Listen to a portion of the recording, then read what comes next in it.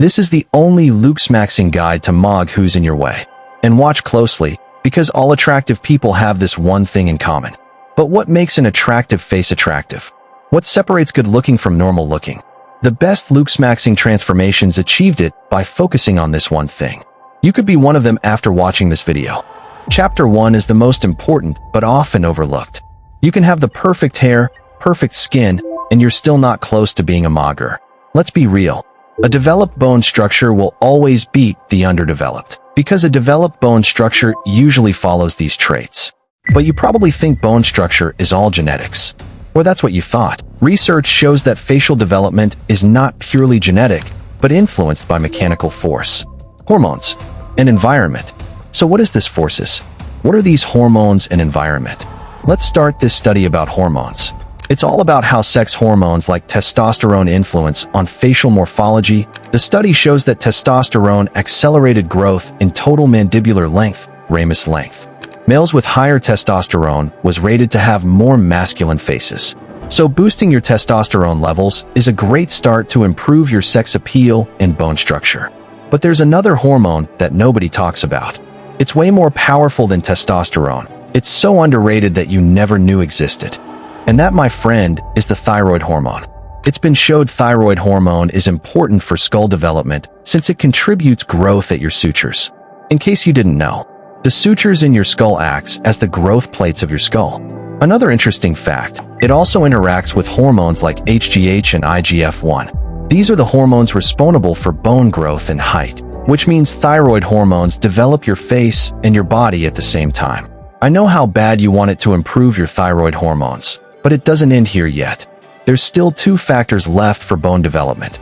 That's why I've made a separate video on how to optimize your thyroid hormones. I'll put it in the end screen later. Now I begin with chapter 2. Do you remember the sutures of the skull I was talking about? Let's travel back to the year 1892. Because this is where the Wolff's Law come in. It states that healthy bones adapt to loads they are placed to. It means that a bone is loaded more. It will remodel itself over time to become stronger. And a lot of well-documented studies that mechanical loading in the form of hard chewing stimulates the cranial sutures for growth. Devices such as MARP and MSE, and the following is a great method to stimulate the sutures. Now we have gone so much work from hormones to bone remodeling, but there's one more piece missing to have a developed bone structure. And it's probably the reason why some kids look better when they were young, or some siblings looks better than the other. This isn't random, it's simply your environment. Do you recall about Wolff's Law? If yes, then I'd like you to meet John Mew. John Mew noticed a pattern that skulls grew smaller, thinner, and longer. He also noticed that more cases of underdeveloped jaw started to appear since the Industrial Revolution. But John Mew develops his theory that chewing and mewing acts as a scaffold to the growing face, while soft diet is the cause of melted long faces, and firmly believes that facial development is based on environmental, not genetics. He started the experiment on his own children. The son was given hard, chewy foods and strictly monitored to nose breathe. The daughter was given pureed foods. And the results is quite interesting. The daughter said in her own words, "I had teeth growing one in front of the other. I was a really, really ugly little kid." But the result of the son got better.